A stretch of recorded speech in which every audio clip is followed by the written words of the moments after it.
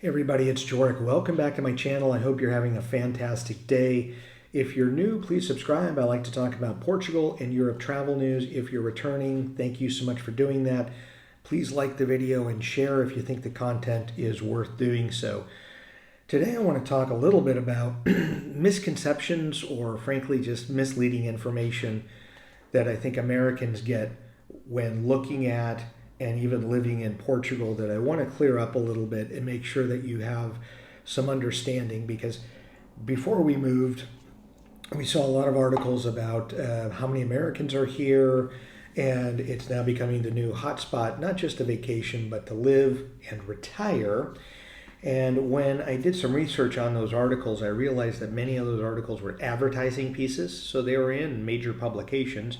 But when I looked at who wrote them or looked at the bottom, the byline, it wasn't a reporter. It was actually an advertising piece for a company, a realtor, a lending company, a financial service company, etc. So I want to go through a few things just to clear up what I think is misleading when you read about Portugal. So first thing, after the 2020 census here, there were 4.2 thousand Americans that were listed as residents.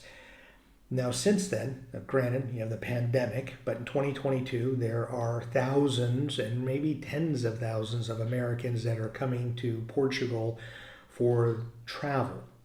So many more than, let's say, 5-10 years ago.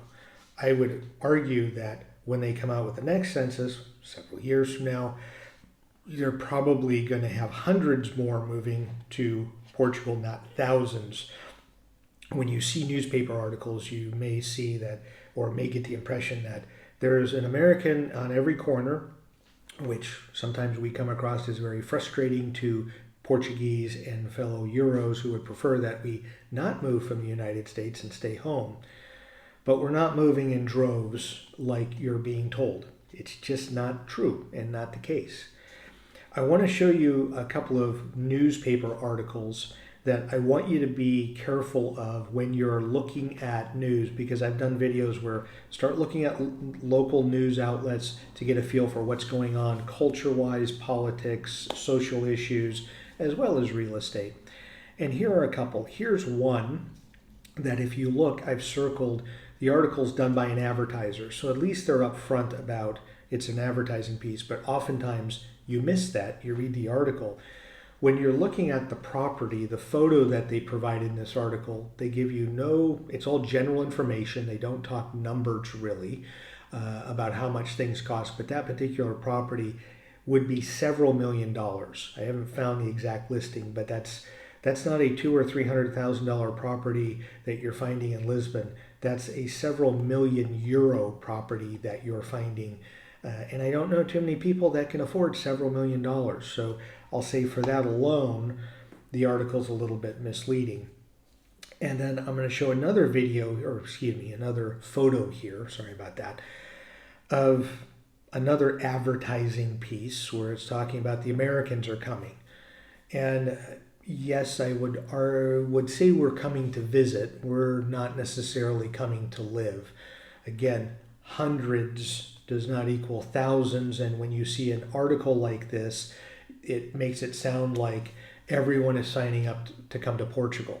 And it's just, again, it's not true. When you're looking at expat groups and when you're meeting people, you are meeting some new people from the US, but there are a lot of people from the US that are considering other places, or frankly, when they're determining cost of living and finding out Portugal isn't as cheap, especially when it comes to real estate, as their retirements in certain places in the US, they're not coming. So if you don't like us Americans, then you should be happy about that. We're not coming in thousands, we're coming in maybe hundreds. So again, a little bit misleading. And then here's a New York Times article that is done. So it's a reporter that when you're looking at the article and reading through it, it's essentially serving as an advertising piece for this company. And quite frankly, when you're looking at something that says a low-slung 4-bedroom bungalow in Portugal, $4.3 million, again, I don't know anybody that lives here that has that type of lifestyle. I just don't. Most of us here are, I'll say, either from blue collar, lower to middle class lifestyles that have moved here and have found Portugal to be a cheaper option, either with living or retiring than where we lived back in the US. Yes, I'll say if you're from New York, Washington, D.C., San Francisco, or LA, you're probably looking at this bungalow and it's no big deal. Maybe you can afford it and it's an easy thing to buy.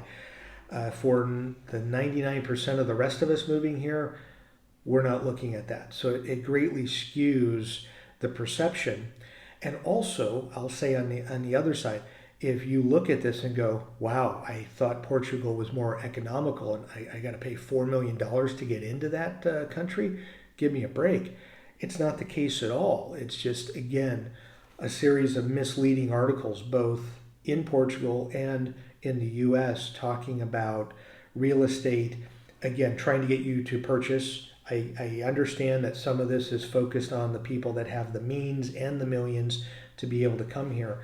But for most of us, which is the rest of us, it just doesn't make sense. And you have to be very leery when you're reading an article and find out.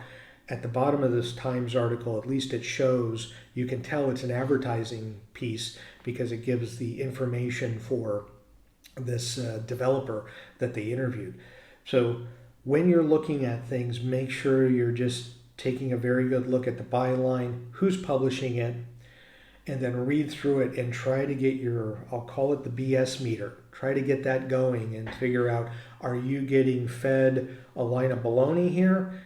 How accurate is this news article when it comes to Portugal and property? And for those of us Americans, and I will say I'm in several different groups, I like to connect to many people.